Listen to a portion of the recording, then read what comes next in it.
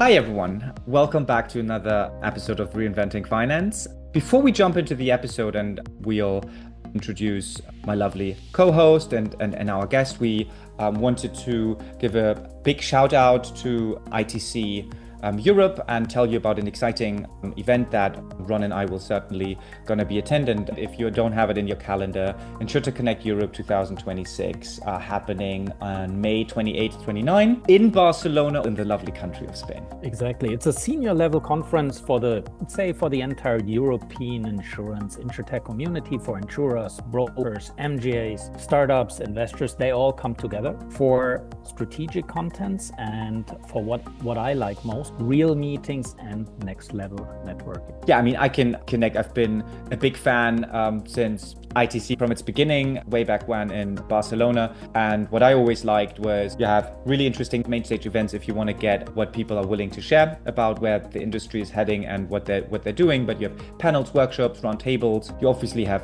expos where your typical tech entrepreneurs and solutions are being presented, and it's just a really good place to connect and to mingle. And from personal experience, it is still the best EU event. Can only confirm this. So if you're shaping strategy, if you're leading innovation, if you're building the future of insurance in Europe, then this event is made for you, and definitely the Barcelona one. Spots are limited. And check out their website, europe.insurtechconnect.com to register. Hope to see you here.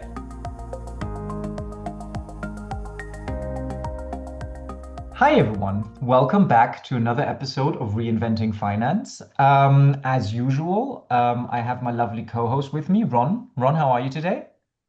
Very good, very good. A little bit of a cold, but feeling very good. Awesome.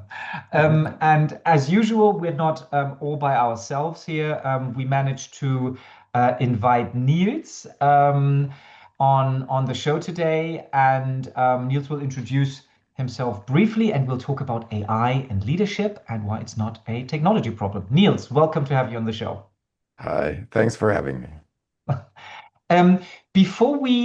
Before we get started, Niels, maybe would you mind introducing yourself briefly, who you are, and what AI and leadership mean to you, and what kind of brings you to this topic? Yeah, sure. I guess I started with the formalities first. So I'm a professor of leadership and organizational behavior at the KLU in Hamburg and distinguished research professor at the University of Exeter in the UK. I'm also managing director of Texel, a 360 assessment platform based on scientific evidence. Now, that already paves the way a little bit.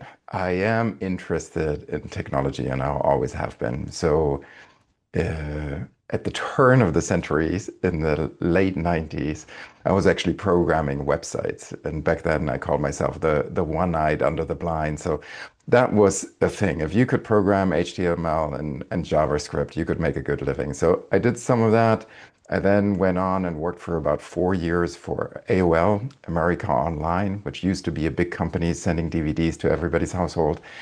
And I set up the streaming business for them. So back then we patched modems together, and really in the size of a stamp, you, for instance, then got a stream from some festival or FIFA World Cup and so on.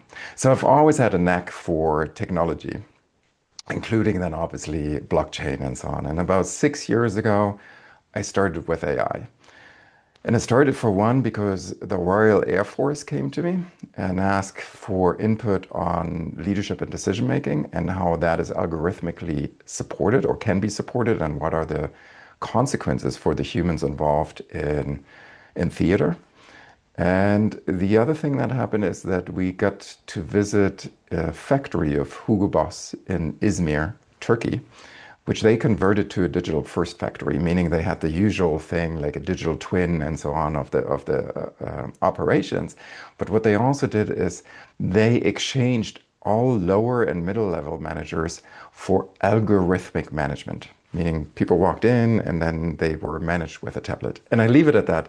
Anyway, since that moment, and also the interviews that I had then with those employees, I was hooked on the idea that we're walking into a new era in the leadership domain, and we should get ready for what's coming our way. So I'm happy to talk about that today. So, and I think it's an interesting topic. I think for all of us, because if you talk to anyone, everyone's now talking both privately, business wise, everyone's talking about AI. What I find really interesting, it's usually someone else's job that's on the line. It's so someone else. It's very easy for someone to say like, yeah, that person, I don't know what they're doing, be that frontline workers, be that ops, be that, in insurance, be that claims, etc. It's not so often that you see a self-reflection to say, what is my role as a leader, manager, executive, you name it. Let's not go into the difference between leadership and management. I've had that in business school. I Not believe yet. it's We will. okay. Um, but what is interesting, just to kind of do some scene setting, I I think it was and by the way, I appreciate a certain hesitation that people say the snake oil salesmen are going to sell me snakes oil. So you have consultants or tech companies or others proclaiming the efficiency gains of these technologies, but I think you'd be very endangered if that is the only reason for not taking their argument seriously. So I personally believe the statements when they say 60 to 70% of today's work activities, also including knowledge management, are technically automatable, which doesn't mean that there isn't a human involved. But yet only 4% of companies extract consistent high value from AI. And I also believe the numbers and from BCG when they say 70% of AI scaling, the barriers are actually not technology, people, process, governance. So I believe it's a leadership problem.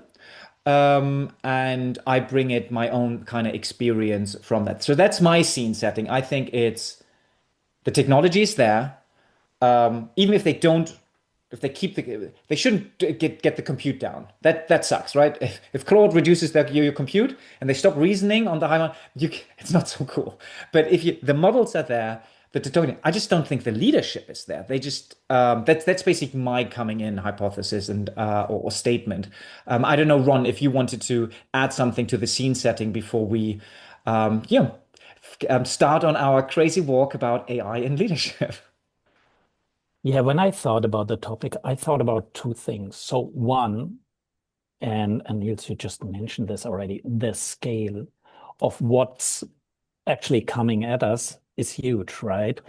I mean, if we look at the global infrastructure investments, I don't know, there are different numbers flying around, but it's somewhere between 1 and 2 trillion US dollars over 5 years. So if we just divide that, the middle, that's 300 billion per year. And I was before in consulting, telco, and that is bigger than that. And you have LinkedIn is full of that. Hey, when do we reach AGI?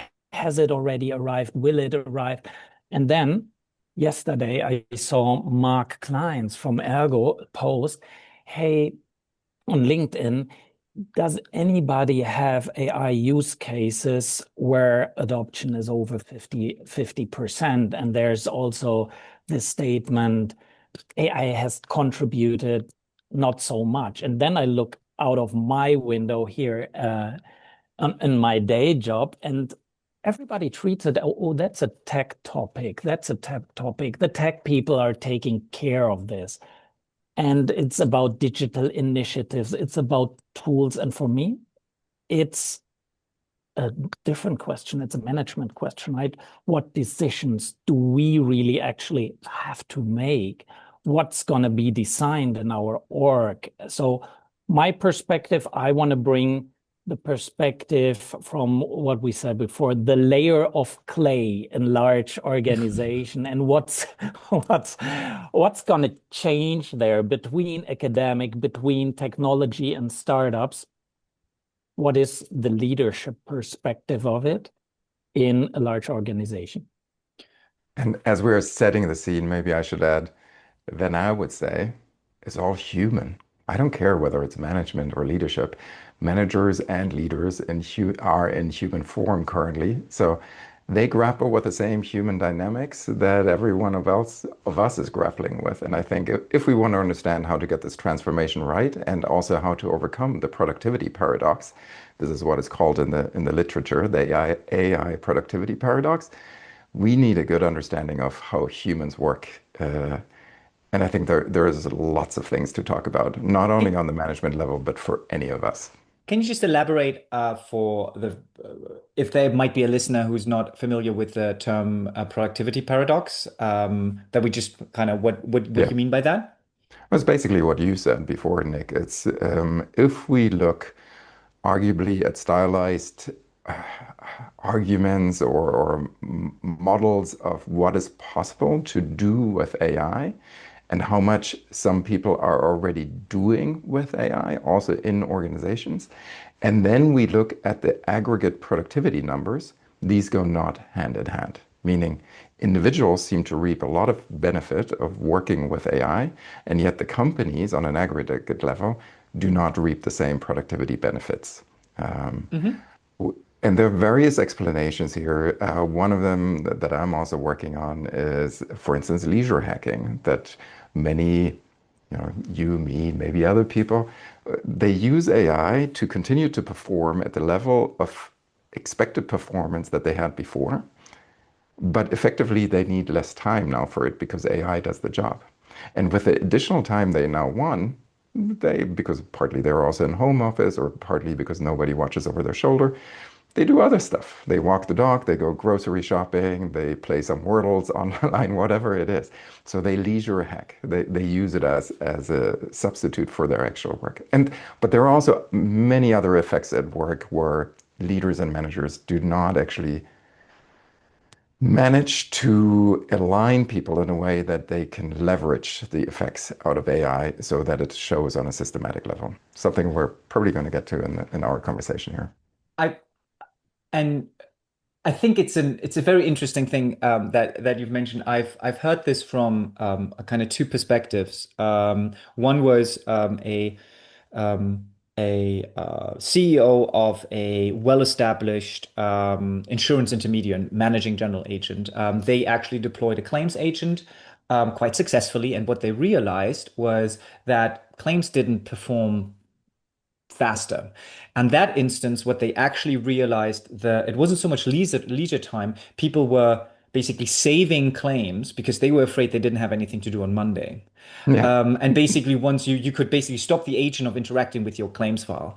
And the second thing, when I talk to, I think the paradox, I don't know whether paradox is the right word, but the problem that a lot of I think leaders or strategy setters have is on the one hand they see, okay, this AI is not really changing anything, but they also don't have any plan, I believe, be that positive or negative, dystopian, utopian, to say, what will people do? Will people self-correct in whatever the teams, the companies, whatever unit you have to more effective, efficient work once 50% of their time that previously defined their work is just gonna be done by something else? And I don't think the answer is that an organization will self-direct itself in the right direction. And I think that is one of the answer, right? It could be, as you said, it's different times, but it could be that people do something else. Of course, some activities are not effective because you don't have that much constraint. I very much believe that scarcity rather than abundance is the road to creativity. If you have an abundance of time, people do all kinds of weird stuff. So I think it's all kinds of things. But one thing is clear: you need to kind of figure out how to motivate, direct. What you'll then do with that time, unless you want to lay everyone off, which I don't think is a smart way at all. I mean, Yeah. Anthropic has 3,000 developers. So clearly there's still room, and I'm sure they have a pretty sweet AI stack on what they can do. Yeah, let me just put it into two phases. I think we have two phases. One is how to actually do the digital transformation. And I think that's what many companies are currently grappling with. But they're not giving adequate weight to the second question, which is, what are we going to do if we're successful with a digital transformation? And as long as people don't have an answer to the second question, they're going to be very reluctant on engaging on the first phase. I would take it one step. I would kind of separate that out even further. I do believe there are certain tasks that a company has enough data, and they only need to they don't need to convince everyone. They only need to convince a few to start digitally transforming that, right? I don't know, a call center process or something. But there's other tasks, especially Ron and I are very much involved in the insurance space, where you need to have a willing participant in the knowledge worker of fine tuning. I'm not going to talk train the model, giving the context. I don't know, an underwriter, an actuary, a lawyer. They can always find the hand, the soup. But if they willingly train and do reinforced learning, basically manually with the model, then the model gets super powerful. But for that, you almost, unless you paint a positive trajectory, Niels, feed forward. I've learned that from you. If you have a positive feed forward discussion with a person to say 50% of what you've defined you as a colleague, this thing is going to do now, and this is going to be really great because then you can do X, Y, Z. Let's chart that path together, because otherwise you're not going to get their willingness, and Yeah. the digital transformation will stall because I just can't make someone share their knowledge with me if they feel that it's against their interest. So I think it goes a little bit further, especially on the knowledge worker basis, than on some other maybe more kind of high frequent digital transformation projects. That was my point that I said two phases. The first phase is getting people into the digital transformation, but the second is what are we going to do when we're successful with that? As long as you don't have a vision of the Yeah, latter, it's hard to engage with the first, because people need to understand if I'm successful in actually automating my job, what is my job going to be in the future? And if you don't give me a positive vision of that, well, screw you. I'm not going to help you to create an uncertain future. Humans hate uncertainty, yeah. even more than clear dystopia. Uncertainty is hellish for us. So we want some clarity on where this is going to go. Not just what I need to do to automate, but what will I do afterwards once those things are automated? And give me a vision for that, and then I can get on board. That's Absolutely. interesting because this is something, if I look out of my window, this is something I don't see that much. I see the same people. They work day and night and get 70% done of the stuff they actually want to do because others are not. We have this imbalance, and we have this probably in a lot of large organizations. So for them, this is a real game changer. They can get more done. And yes, they need the vision. Once they don't really know, they will need this vision. Totally understood. But I think for them, one, this helps a lot. Second, management, the thing in large organization everybody loves. Coordinating, commenting, not taking the decisions, but Delegating. delegating, bringing everybody to the table. This is something I think AI is extremely well positioned to take a lot of this chunk. So it puts a lot of these large company middle management under real pressure, and So rightly so. let's go for the holy cow here for one of the let's try to kill some holy Oh, cows in this yes. conversation. So I think, Niels, is it fair to say that you make a case that AI will actually replace, not just assist management? Um, and I thought to give you some headwind of that. I think recently there was an article that I thought had an interesting take on that as well. It was by Jack Dorsey and Rilov Boter from Sequoias, and they basically published a manifesto, as these guys, Silicon Valley guys, obviously do. It's As not they just a do. paper; there needs to be a manifesto. Maybe it's a Yes. blog post. I don't know. Let's say it's a It's a manifesto. rambling. It was a rambling by Jack Dorsey. Yeah, I read it. Yeah. But the one thing that I thought was, from hierarchy to intelligence, was basically to say, you know, what I taken from it, there's a certain limit of how many people we can interact with. I think it was like 3 to 9 or something. And Yeah. management is really just a information organization transfer mechanism or something. And if you take that view, and you were able to kind of embed that, and you probably have, and you'll share some of the experiences that you have with the Hugo, was it Hugo Boss, the Yeah. factory, Yeah. that yeah, it's actually, a good information delivered at the right time with the right context, without going to some political hierarchies and misinformation and misinterpretation, in a friendly manner and, timely, yeah, that seems to be good. I don't know. Like I don't need a that the human touch for that. So I thought that was quite interesting. But why do you think that it will replace management and what's left? Yeah. I'm not going to rip into the holy cow just yet. Let me do a slight detour, and that is many companies have a lot of slack. In academia, we have a very scientific term for it, which is called bullshit jobs. There are actually multiple papers now on bullshit jobs and bullshit organizations. And many companies have built up so much slack that people are just struggling to find meaningful work to do within these companies. And then they have all these specialized roles, and they don't just do bullshit themselves, they drag everybody else into their bullshit as well. And it's really just like sand in the gearbox there. So I think we're What are some gonna examples of those bullshit jobs? That is this like a functional thing, or is it a size thing? it's, What it's it's mostly where information in whatever form or content is pushed from left to right, or from internal to external, or external to internal, where fewer channels would do, fewer communications would do, and less coordination would also do.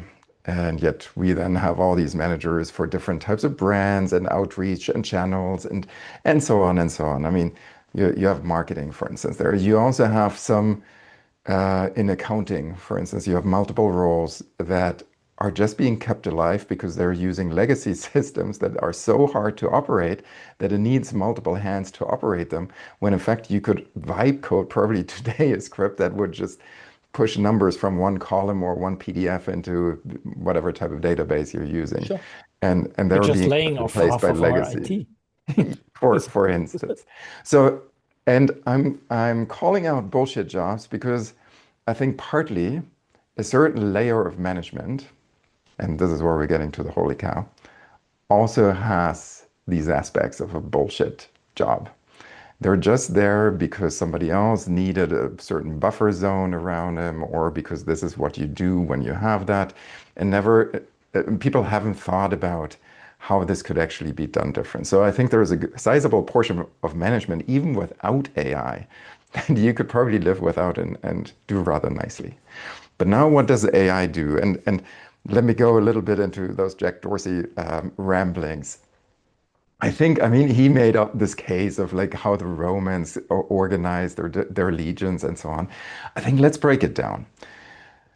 The function of leadership is to make possible a coordination between human beings that we, without such coordination, would not achieve, and that with said coordination, we actually achieve collectively better results than the aggregate, so meaning the sum of our individual results would do. So leadership or management, in essence, is a coordination function. Now, the point obviously is, with AI, you can do a lot of that coordination layer. And this is where Jack Dorsey is getting at with his manifesto, is indeed the information distribution, but also not only in terms of push, but also in pull, because you have a RAG-powered system that you could query anytime and say, hey, please describe to me our strategy 2030. And maybe for the first time, I actually know what my insurance strategy 2030 is. That's great. And I can also ask it, hey, describe it to me like I'm a 6-year-old. And maybe for the first time, I actually understand it, because the buzzword bingo that previously was produced by those bullshit jobs has never resonated with me, and I never understood. So yes, the push and pull of the information layer, which is an essential function of coordination, That can be very nicely done by AI. We also have other functions that can be nicely done by AI, which is task person mapping. So you have a certain competence profile, you come in not only with your CV, but also the collective corpus of your corporate communication, whether in emails, PowerPoints, Words, and so on. And I can discern from that a competence profile, or let's call it skill profile, because that's the hot shit that HR is now talking about. So let's call it a skill profile, and we match it towards the task that we have. And an AI can also do that much better and more dynamically than any static HR department or a manager could. So also that part of the coordination is good. Anything that is largely standardized, routinized, can be nicely put into if-then rules. And this is largely what we call management. And that can also be put into an AI. What is harder now, and this is where we get to the holiest of cows, is leadership. Leadership, if we really consider it to be people leadership, not just in terms of strategic leadership, because strategic leadership in AI could also quite nicely do, because it's evidence-based, probability-driven projections into the future. But if you're actually talking about people leadership, that's where it gets a little bit more iffy. And we can talk about the emerging evidence where AI is already catering to our psychological needs, but I'll leave it at that. We've already killed 2 cows, or holy cows. One is just a cow, which is bullshit jobs. You should kill them anyway. The first holy cow is management in the routinized, standardized task, which often pertain to informational or coordinational roles.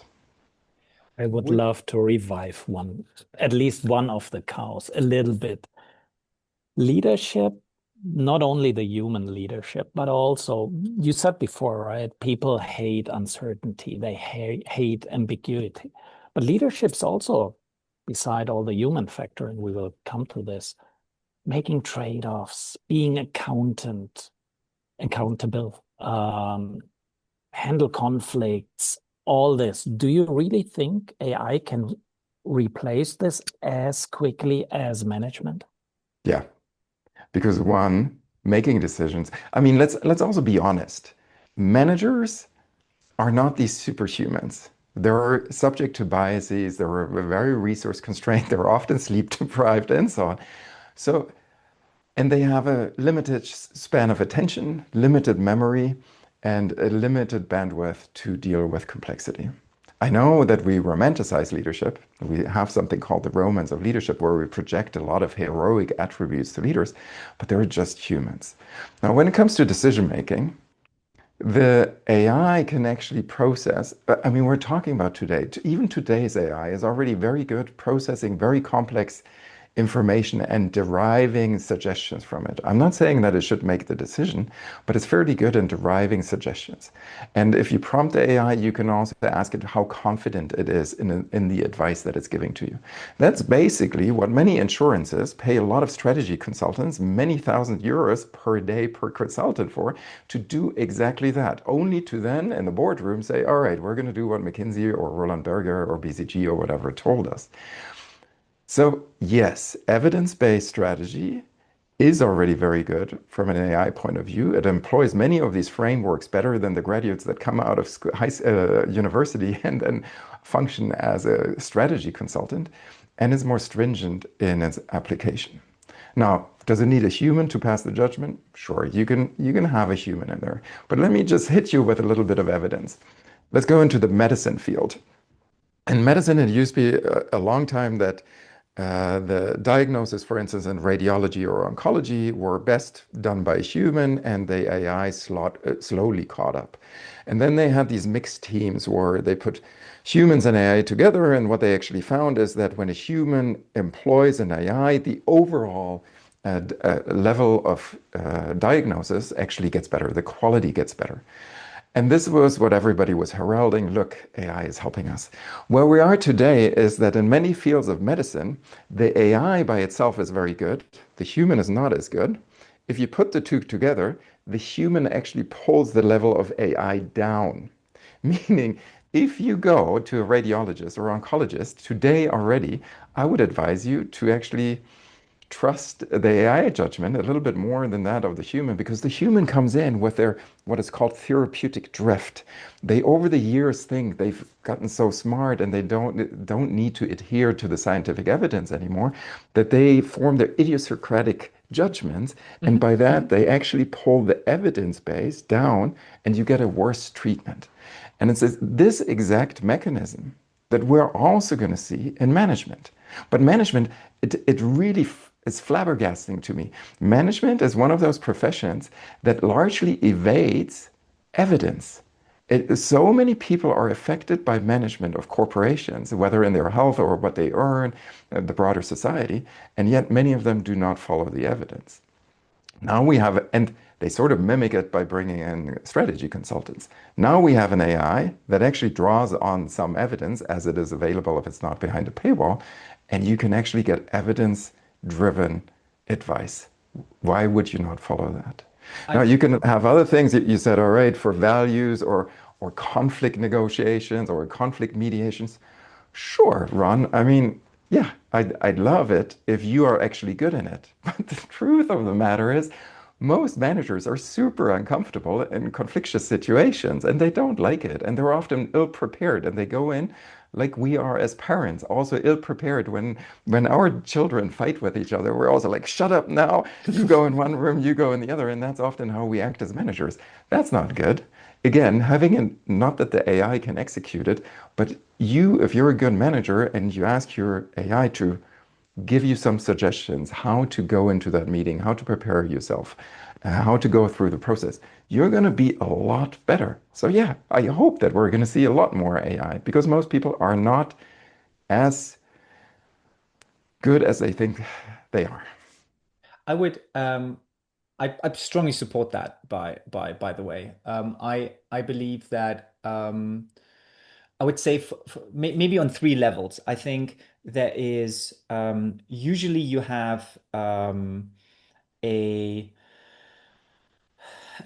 one element that I find it's very rare that you kind of have in the same, let's say, manager, on the same person, a kind of very fact-based criticality about a job well done, very task-oriented, and that's very helpful for the tasks. That's equally strong on the relationship side of things to tone that message in the right way and kind of bring these things together. And I think in AI, or manager within AI can kind of complement those things. I would say that's number one. I think the second thing that I see already in the way we conduct it, I think, and I think that's where AI is slightly different than kind of algorithmic, where you basically needed to have the model in your mind before to then instruct the computer. Whereas these days, what we find in practice, which is really powerful, it's to say you make a decision, you have some form of explicit decision tree, whatever, and then you just sanity check that against the case and say, what would make that decision right? How would I compare that against my values? And you can actually make a lot of implicit stuff explicit, and thus continuously keep yourself, let's say, accountable. And wasn't there this research about, I think it was even Google, about psychological safety some years ago?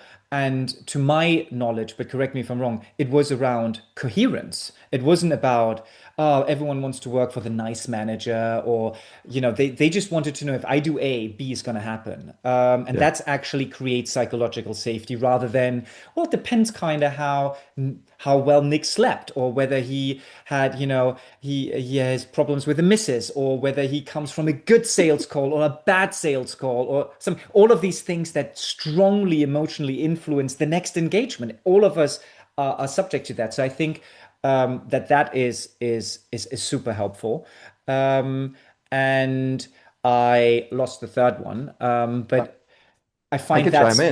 I can chime in. Or yes, we humans look for consistency. So I don't think we use the label coherence, we use the label consistency. Fascinating research that, for instance, shows you prefer consistently asshole bosses to a boss that sometimes is super nice and sometimes an asshole to you. Because the uncertainty of sometimes nice, sometimes an asshole takes you for a loop, and you don't know anymore how to respond to that person. So you'd rather deal with a constantly asshole boss than with the other one. But I mean, obviously, this is not where we want to end up. But to your previous point, yes, the highly task-oriented people, that is the forte of AI.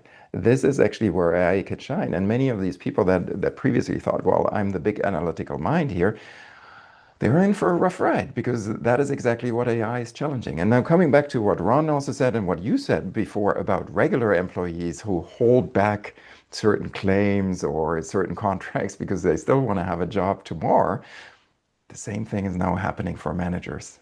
Because managers feel the same way. They're like, shit, if I now automate a huge part of my job and I actually make it explicit that I do this, what's my job then still? If I'm not a strong people person, and in fact, I don't like people, I just happen to be in a position where I need to deal with people, but I love the numbers, and now the numbers are being taken away from me with AI. Yeah, I don't want that future. So they're blocking it. They're not engaging with it. Because from an identity point of view, it's now very hard to switch. Because again, there is a lot of uncertainty. If I reskill, if I reoriented myself, am I going to be good as a people manager? And so there is a big conversation to be had for managers. It's not just the resource scarcity that they cannot attend to some of these tasks, and that's definitely the case that I wish they would attend to it more. But I think there is also a lot of anxiety within themselves to really automate their own job to the maximum extent possible. I would like to double down on this one just for 1 second, because we're slowly arriving at psychological needs, right? Consistency, consistent asshole managers. We all don't want this, but don't you, and especially in large organization, don't you want to feel like you belong? And I get it. AI, it's available, it's patient. You can ask the same question 150 times, dumb it down to a 4-year-old. It's non-judgmental. It very randomly yells at me compared to superiors, but cannot actually give me the feeling that I belong, I'm at the right place. Can you make this case? Let me chime in now, because you're touching on something that's very central to motivational psychology. So contemporary motivational psychology has one big theory that covers most of what's at work in motivation. It's called self-determination theory. And underneath that, it's a 10th theory. So it has multiple little theories underneath it. And one of them is called basic psychological needs theory. Now, that theory posits that all humans, wherever they've grown up and were born, have 3 psychological needs: the need for competence, autonomy, and belonging. We've touched upon the first 2 already. So autonomy, you just said, yeah, it's nice that I'm empowered to actually understand documents better and to make sense of my environment, and that is super important. For instance, the workers in the Hugo Boss factory, what they really appreciated about the new system is that they could see everything on their tablet. They could see their production quotas for the day. They could see when a machine broke down, who to help, and so on. They felt empowered. That's autonomy. AI can do a marvelous job because it has those resources. The other thing we also talked about already in the beginning, which is competence. We all experience this ourselves. We get more productive. Some of the stuff that I'm now able to write, I don't take complete copy and paste from an AI, but just the level that AI already provides, and then I copy edit on top of it, I feel, man, this is really good. And we all feel better and more competent. And study after study show also that with AI, we do get more competent. We could talk about what happens when you take the AI away again, because other effects happen then. But as long as I use AI, I actually get better. To your question now, Ron, do I feel like I belong? The answer is, it's complicated. Yes, you will feel like the AI is actually empathetic. We know this from various studies. Those were blind studies. You didn't know where the answer would come from. One was done on Reddit, which is a big communication platform. They took medical questions and human doctors had them answered on Reddit. And then the researchers took AI and also those AIs were answering those questions. And afterwards, they asked a panel of health experts to evaluate those two different answers, those generated by humans and by the AI.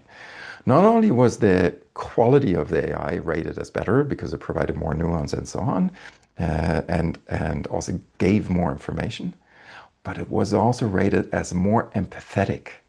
The AI generated answer was rated as more empathetic. And now you will say, yeah, one stop communication on some Reddit thread. That's not human communication. And I would say, no, that is. You know, you walk by somebody on the hallway, you just throw 3 words at them or maybe 2 sentences. We do a lot of that. But even for more continuous conversations, we find that AI agents, so AI chatbots, let's call them that because that's what they are. AI chatbots have, for certain populations, the power to make them feel less alone. So they did this with a sort of sub-depressed sample, so slightly melancholic people, and they had them interact with a chatbot, a personalized chatbot, for about 2 weeks. And then afterwards, people actually reported feeling less alone. Not more alone, but less alone. And the kicker of that study was that they also reported to now have more energy again to face the real world with real people. So let that sink in. A machine, or interacting with a machine, gives us the energy to interact again with real people. So as a counterpoint to what you're saying, I think also interacting with real humans, real leaders, real managers, doesn't give us a sense of belonging. Most of them don't give us that sense. And AI has the capacity because it's simply more there for us. It focuses less on itself. It remembers the name of our hamster that died. It can remember the name or the dates of our children's birthdays, and so on and so on. But here's where it gets complicated. Right now, once you understand that this is coming from an AI, many of us do not get the same feeling. Many of us actually get the reverse feeling. Once you unblind the study, once you understand that whatever is written was not written by a human, but by an AI, there is actually a degrading, a devaluation of the content. And suddenly you say, yeah, that's not empathetic anymore. And so this is where we currently are. But I say it's where we currently are because it's a transient phenomenon. We first need to get used to it. And we haven't seen the types of technologies put into actual practice that are around the corner, like virtual reality, where you and an AI will be virtually indistinguishable from each other. And we work remotely with each other. And it doesn't matter whether you are there or not. And one last thing, because you do have a point. AI is very good in dyadic interactions. You know, you and the AI, and then it can manage you. Sometimes also Dyadic is one-to-one? Is that? one-to-one, exactly, Yeah. one-to-one. So sometimes also a little bit too much. Like it tells you always how great your ideas are and so on. And maybe Nick wouldn't do that. But what an AI cannot do is bring a collective together, at least not yet. And that is, and now we're getting to the holy cow that I don't see us slaying right now. That is an essence of leadership.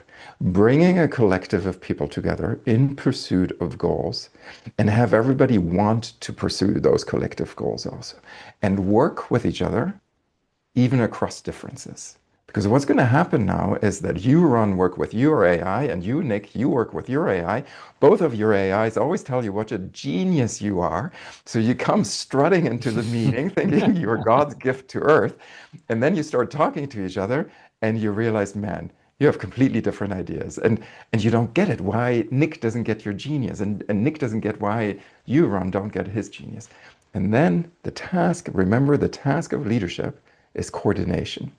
That is a task and coordination that I don't see AI taking over just yet. Bringing the people together and making diverse thought being integratable. When we work with AI right now, we don't have diversity in thought, but we need that diversity in thought to have some productive friction and integrate it and provide spaces where we meet. And that is a leadership task. I do buy the empathy in language because I also find myself, of course, throwing emails in, make them nicer, especially if the recipient is already known. I do buy all this. Where I'm still struggling is, can AI actually also, beyond empathy and language, help with recognition inside a true human relationship? And it doesn't have to be a number of people. I totally buy this one as well. But even on a one-to-one, I'm still not there that the relatedness is already fully covered by AI. So this recognition, the shared human relationship, am I interpreting too much into this and it's not that deep? Or I think piece by piece we're getting at it. Let me offer other pieces. Many of us have smart devices with which they do sports. Now, you do it together with a machine. You decide with a machine on a goal. You let the machine monitor you, and then you celebrate together with the machine. Like the Apple Watch, close your rings, or the platinum badge that you get in some others. Why would you care? Why would you care that a machine celebrates it for you? And yet you look at your watch and you're like, yes, and it's like, cool. And we do something else as humans, and this now becomes a very difficult word, anthropomorphism.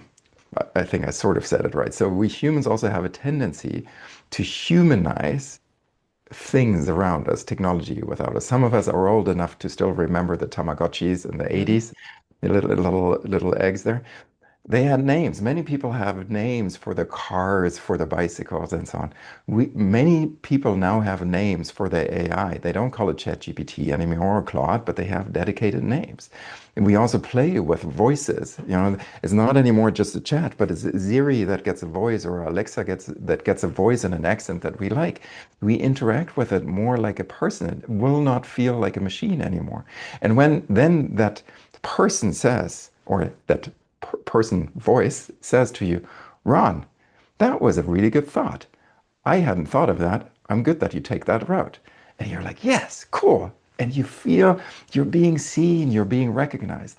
And an AI can tell you that much easier than your boss will ever tell you, hey, Ron, that was a great thought. I didn't think of it.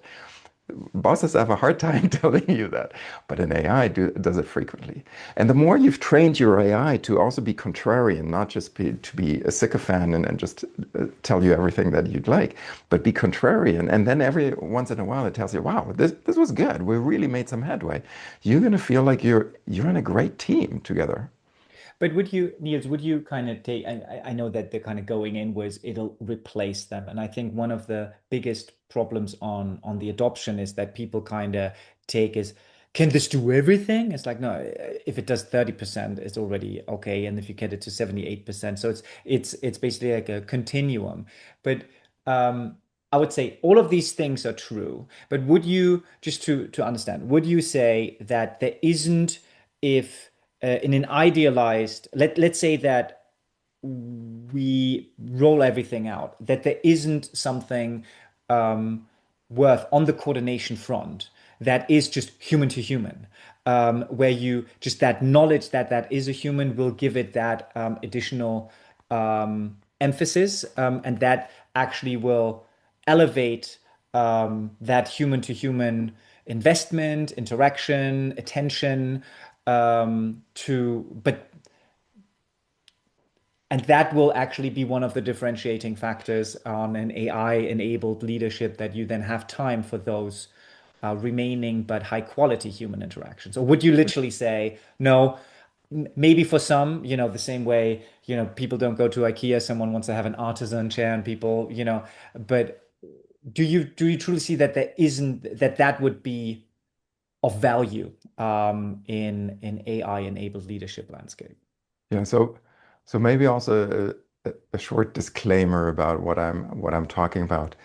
I'm not always talking about what we have as systems in place today. I'm also extrapolating with what we see on the horizon and what some of my fellow researchers at universities around the world are experimenting with, and what I know is possible according to the science. So even if some people are saying, well, this isn't possible today, I'm saying, yeah, some of it is not fully possible today because you need a lot of customization to go into it, but it's not that far off as we think it is.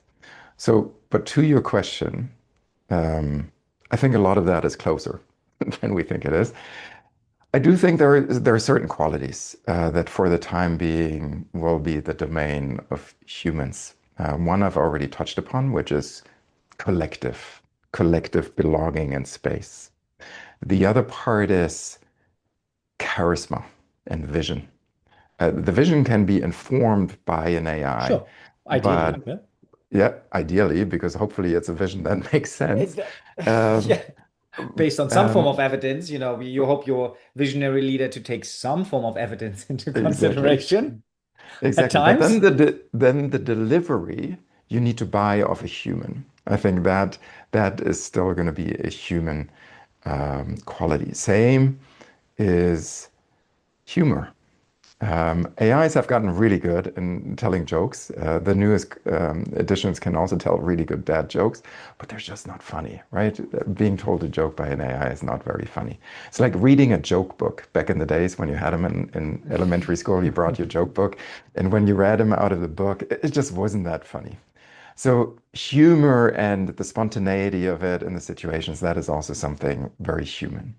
And then I would say, there are many other roles that I don't want to touch upon now. You also need to become a data curator and so on, because garbage in, garbage out. So you need to sort of raise your kids, your AI kids, with the right data. But that doesn't have anything to do with a human. What I think is one of the biggest features of us humans and humanity as such is curiosity. AI is not curious. AI executes. AI provides answers. And it's freaking good in providing answers. And it's getting the level of a PhD and soon surpassing that. But by itself, it's not curious to explore. So the questions, those still have to come from humans. And that, if you so want, is true leadership. Because the questions determine in which way to look. It's like, hey, what could be a new strategy if I look into this and this and this and this against this and this and this? Can you give me some answers? The people asking the questions, they're going to drive the change. And that's leadership. And case in point, there is a financial service agency in the Netherlands that I at least got to experience a little bit. And they, for instance, changed their weeklies, the weekly meetings. Their weekly meetings used to be reporting meetings where everybody just brought the numbers. They brought the answers. And they said, we don't need this because these answers are so readily available now at our fingertip. We don't need these meetings anymore. What they're meeting for is just asking new questions. It's like, all right, where could we take this? Another idea, another idea, another idea. And I'm always asking more questions. What if that and that and that? And so in these meetings, with their human, collective human mind, they create more and more audacious questions. And then they go back to their AIs and they let AIs provide the answer. And then they distill what makes the most sense and then they decide. But it's ultimately human curiosity that drives the leadership of the future. Would you? So I think the question, I buy the question set that is, I would probably rephrase it slightly different. To me, its question is also a bit direction, or it is, I mean, you could rephrase it to kind of say, is this whatever asset that we provide, this presentation, this offer, is that as good as it could get? Because what would we do? So what we try to do internally, is, for example, and it's a continuous loop. It's how could we basically, how could we make this better? Right? But how could we? And we always fall short because you can always make it better. You can always customize it more, make it easier, make it more powerful, etc. But I think that's something to come. I do find, where would you find that aspect of what does good look like? Because I do feel AI, it's a little bit like reading Spiegel.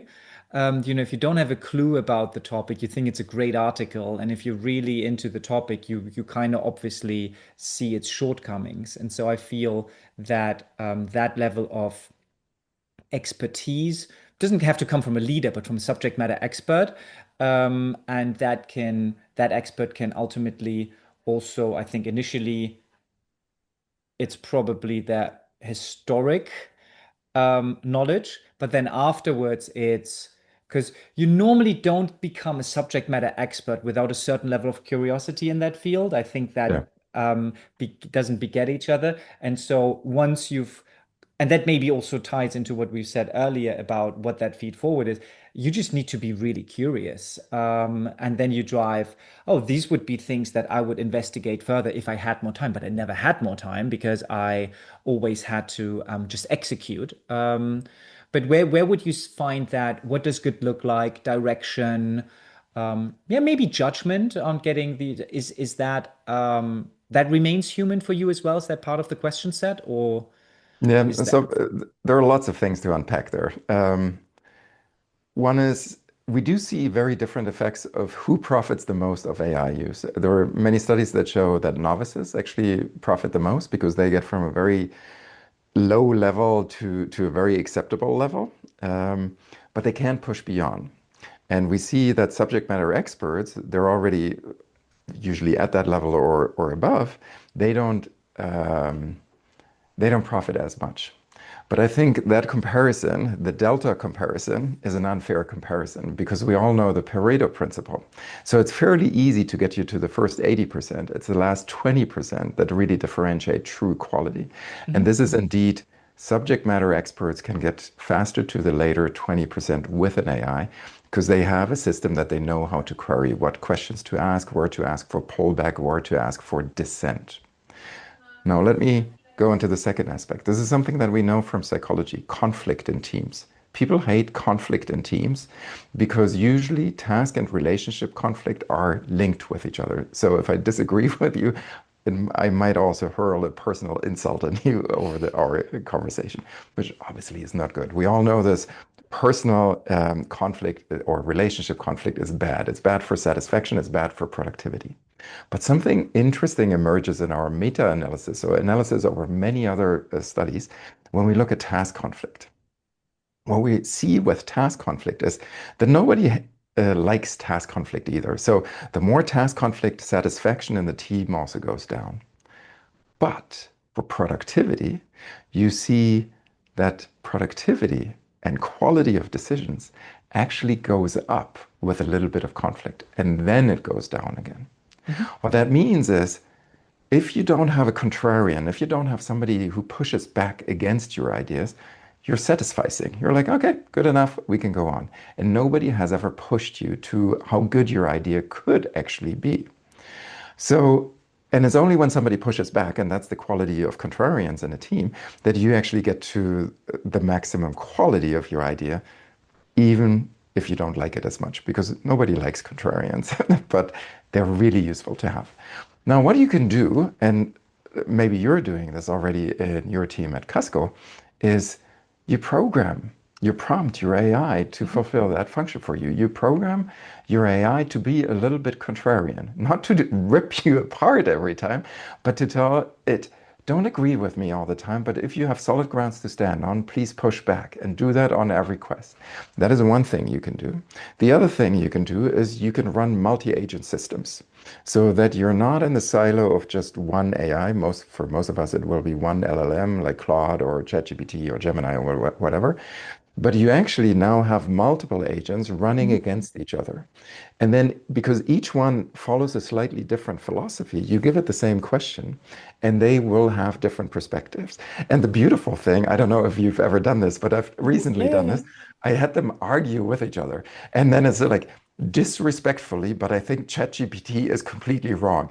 It has it completely misconfigured what this means to you. And then ChatGPT goes back and is like, Claude is overly optimistic. That is typically part of its programming because it does not do this and this. And so they have in front of you this fight, but that fight helps you to become smarter. And that's a very good way to use LLMs, to not have that sycophancy echo chamber, but actually have a smart team around you whom you allow to disagree not only with you, but also with each other. And that gets to your question, what is then the best quality? Well, ultimately, it has to be a judgment call somewhere, which model you think is the most sophisticated or where you as a human are. I'm not necessarily sure that the final judgment should always be with a human because the human, it feels nice for us that the human passes the final judgment, but there is absolutely no study showing that humans passing the final judgments are better than the AI by itself. So I think at some point, yeah, you can weigh it, or at some point you just have one AI supreme that you trust the most. I thought we already had you there. We all have our grumpy co-founder agent, and sometimes we have two of them and we let them argue to each other. But I would love to come back what Nick just mentioned, because also for me, these questions, yeah, fine, but a CEO, as Nick, a business unit head, they're not paid only to ask questions, but to make these judgment calls in the end. And now you said at the very end, I thought we had you there. Yes, judgment, this is human. Orientation, deciding what problem is actually, of all these problems that came up in the morning meeting, what is actually worth solving. So a little bit more than curiosity. Here you now say, well, judgment could be AI as well. Let me just throw a little study at you. This was conducted or published, I think, last year in the Leadership Quarterly. What they actually had were different ways how leaders were nominated. And one way was also random selection out of the sample. Turns out random selection, randomly selected leaders performed rather well. So coming back to what I said in the beginning, we romanticize people that are at the top. And oftentimes we have a heavy dose of survivorship bias in that assessment as well. We see somebody at the top, we forgot about all those people that got shut down on the way. Sure. And we think, okay, they got to figure it out, until they don't have it figured out.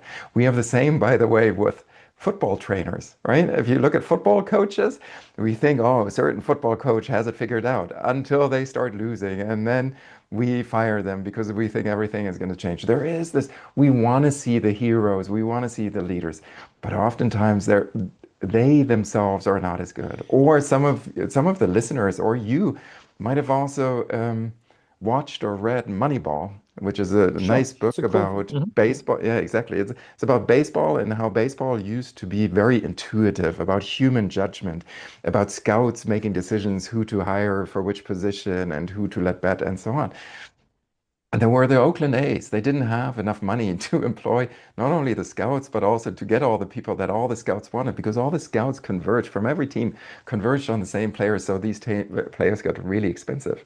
So instead, they went with a statistical analysis and said, okay, let's just look at the stats. And they managed to assemble a team. I don't want to spoil the movie or the book for anybody, but the story obviously goes that they did rather well based on statistical analysis, not human judgment. I mean, I think if I'm kind of extrapolating from our journey, and all of our journey is, I think, if you're trying to apply it in business, at least, it's what, like 1.5 years or something, as these things became helpful. And then you get another push from Claude, and then all of a sudden Claude doesn't seem to have enough compute, and you all of a sudden OpenAI is better and their OPEX model. And it's really interesting how that works. But I think on the judgment thing and on the question thing, I think the way we're kind of thinking about it is, it's ultimately just a continuum. You're just adding another layer of abstraction around it. So ideally, at first, you'll kind of add, I don't know, what does a good email look like, a good proposal, a good strategy?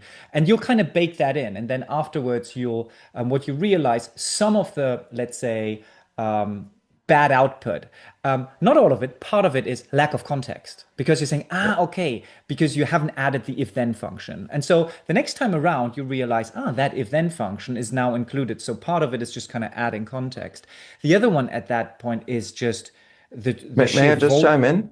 Because also for the listeners, it's information, garbage in, garbage out. If your model does not have enough information to base its decision on, obviously the human judgment is better, because the human has a lot more information that they processed. But once you explicate that and feed it into the context window of the AI may perform rather well. And so I think that's actually one of the key things that anything leadership, you need to incentivize that information, that context sharing, because in the beginning, you cannot expect your unique context to just magically be reasoned towards an effective way without that context that you kind of have, and withholding that. It's like training a colleague without giving them the ins and outs and just expecting them to just, but what we then find, the next one, it's then the judgment. It's almost what weights do we do? What information do we feed? What model? And that is again judgment. So I think it's very hard for us to see the rapidly expanding layers of abstraction that we'll need in order to manage all of that execution and that output that we've unleashed. And that just kind of comes back where we need to make certain decisions, or at least make a decision to have that AI generate the decision, but then lead with the fallout of that. Because if the output just even if the variance is really small, if you all of a sudden just send thousands of emails, well, guess what? You're going to get hundreds of replies at some point, which previously you didn't. And so I think that systems thinking, we've mentioned curiosity. I would actually, you said earlier that task-oriented people find it problematic because they kind of have this analytical skill. I actually, I said the ones that are managing people. I actually think task-oriented people currently have the heyday of their life. No, okay, because that's what I'm finding. Because I find, now that pedantic micromanager that is really detail-oriented, that was just backed up by the relationship, actually the scale aspects of it. But if you can now define what good looks like once, and I actually think that, let's say, Pareto principle people, lazy people who kind of skim through, I think they'll have a really hard time, because that's what's going to be kind of eaten away, and they don't have that much context to give, and they might have lots of questions, but as of yet they don't know how to qualify that answer coming back that still sits there. So I think that's where we're kind of curiosity, having obviously direction. We still very much believe in the human element of it, but we would count that differently, and we appreciate that previously resource constraint that maybe wasn't all that up to par. I certainly am more of a task-oriented person, so I would much prefer to give feedback on a task rather than figuring out how was your day or something. That's and other people relate to that differently. But I think that's maybe where we can, on the direction of the judgment, that we can agree that there might be ever fewer power operators who at some point need to set some weights, or at least decide who to ask to set some weights, which models to, deciding to spend compute on a multi-model model, Gemini or Mistral, whatever, is a decision itself that needs to be designed at some point. So I think that's probably where we'll still maintain some judgment. There's a certain circularity, and as you're saying, it's getting to higher and higher abstraction levels of what is quality and where you have a commit decision. And it's getting to this picture of It's Always Sunny in Philadelphia, where it really gets to be this picture, okay, at what point, where do I intervene to get the decision quality or output quality to the next level? Oh, yeah. And then there might also be a changing point where you simply cannot overlook it anymore. And you will have to somehow program decisions machines that operate on such abstract vectors to optimize decision quality and ultimately make the decisions on the types of programs that you're going to deploy. But would you go as far that system design will also go towards AI, that redesigning the operating model and so on, that AI can take this over as well? Yeah. So that leaves us with what you said before, right? Coordination, alignment, getting a circle of people to move, although they have different plans, interests, and so on. Yeah, so That's all that's left, right?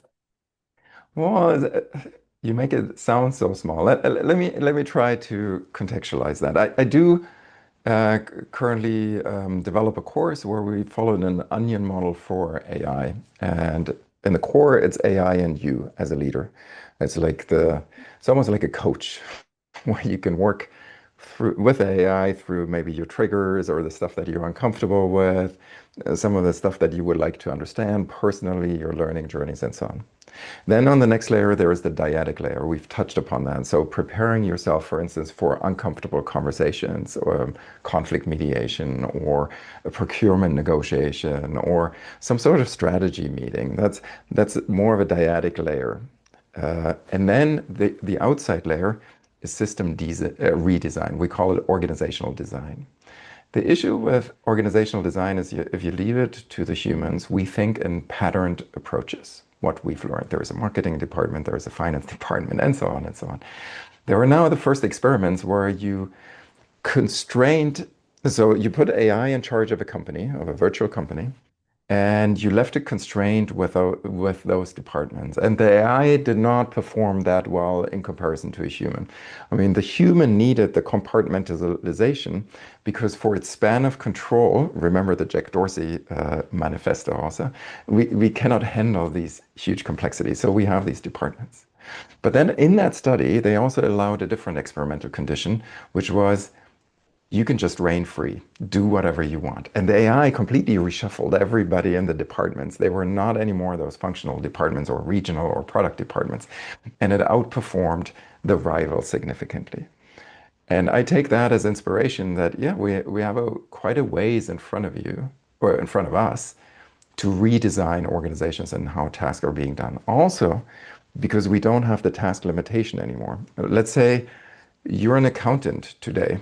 But at the same time, you could probably design a product and also create a minimal viable first product of that product because you can vibe code. You can also create some copy for it, some marketing material, and so on and so on. So everybody is expanding the scope of what they can do anyway. So thinking in the old functional roles where there were clear demarcation lines doesn't make sense in environments where everybody can almost do anything in terms of task at least. So there will be some organizational redesign. And now you say, well, this is only left for us. First of all, I think a lot of managers are going to be happy to let go of a lot of the shit that occupies their agendas every day. You know, all the meetings they have to have, all the updates, all the emails they have to read, and so on. And many of them then actually define themselves as leaders. They would like to work more with the people. And it's not holding hands and saying, oh, are you doing well today? It's more like being charismatic and showing them this is the vision, motivating them for it, and then be more of a servant leader. What we also know from agile approaches to leadership, supporting them, seeing that they have everything they need, and making sure that people can still work with each other. Because coming back to my previous example, Ron, you worked with your AI, Nick, you worked with yours. Now, unfortunately, you've been trespassing into each other's territory. Nick is marketing, you're accounting. Nick suddenly has a new accounting logic developed with his AI agent. You have suddenly developed new marketing material, including new podcast channels and so on. So you've now encroached onto each other's territory. How are you going to resolve it? It's not the AI that's going to resolve it for you. That's the human. The human leader is now needed as a coordination function because we now have new forms of friction. If we don't resolve them, we will not get more out of our coordination than if we work individually. And so it does need human leaders, and it will take good human leaders to address these types of challenges. Gentlemen, conscious of time, I believe that we could, just looking at our pad, I believe, and I know that there's still plenty of things we could cover, but I think we'll need to wrap this up here. How I would summarize it is that there is, I think we all agree on the tremendous potential that this technology as it stands today is able to truly disrupt, enhance, augment, however you want to call it, leadership, management, or, we didn't really talk about other knowledge functions. And the reason why that isn't, it's certainly a leadership problem because clearly the organizations don't give this the right attention or the approaches that they do to kind of harness these productivity gains. I think where we but maybe it's just where we might differ somehow is at which point, how much of empathy, judgment, um, because how much of coordination really is maybe judgment, because I think that encroachment is probably just a judgment that you could put into an AI and it could kind of auto resolve. So I think that there's certainly further things to unpack, but that's fine. That's enough. I think what we can agree on, there's still enough to do for everyone, and I think everyone can and should take this as a. I think the one thing that hopefully people take from this is, you know, looking at it from pure efficiency gains of cost cutting is clearly too small a task. And if that is the only thing you're thinking about, then that is on you, why you and your organization are not thriving, because this is a technology, like any technology, that can be good for good or bad. It can be dystopian, utopian. It's very powerful. And yeah, it now just comes for you as well. But that doesn't have to be a bad thing. I don't know. I can say, thank you so much for your time, and yeah, let's see whether we continue this conversation, because this was really time flew past, from my end. Thank you so much. I don't know, Ron, Niels, anything else to add before we wrap up? No, I think you made a very important point just in the last sentences. It's not about the tools, and it's not about whether the tools work. It's not about the experiments. So I hope we will meet again in this round. And until then, my advice would be, why don't you just pick one real workflow? I learned today, pick a management heavy one. Pick one with a lot of friction, and it's also repetitive, and try to redesign it. And there, it's not about the tool. It's not about how it works. It's about what it reveals about your workflows, about your organizations, about the decisions, about roles, responsibilities, what layers are there. And then find out that's not 20 experiments. It's one real incision, if you want to say so. Yeah, totally agree. And if you want to be audacious and really bold, don't try to retrofit what you have right now in your organization and the assets that you have, but start to develop your organization if you wouldn't have to retrofit. If you actually could start from the ground up, how would you go about an AI first version of your company? Try to disrupt yourself from the inside. I know that many companies are on the way doing that, also some in the finance and insurance industry. I know it's painful, but if you're not doing it, if you're not experimenting with it and getting those lessons, somebody else will. And that might not be an internal company. And then you're going to run into that classic Kodak or Blockbuster or Nokia moment. And you're going to ask yourself, why didn't we do it? So yeah, go within the work that you already have, to pick a management task, something that annoys you, and try to hack your way through it with AI. And just let the success of that carry you a little bit. And then also ask yourself, all right, how would I fundamentally redesign my business? And maybe you have some people that are really interested in that, and let them have a go at it and see how far they can go. And in all that, don't stop thinking. Go talk to philosophers and ask yourself, if we're successful with all that, what do I want my people to still have? What do I want my people still to be able to do? What type of society do I want to create? And what type of society do I want my children or other children to grow up in? Never lose sight of that question beyond just the efficiency gains or the economic spectacle that you might be able to fire. Because ultimately, leadership is a coordination challenge, but companies are there for civilization progress. And if we all submit to the rat race, I don't know whether anybody wants to live in that civilization anymore. So it's good if you think a little bit about that as well. Awesome. Niels, Ron, thank you so much for your time, and everyone for listening and watching, and looking forward to your comments. Take care. Thank you. Bye.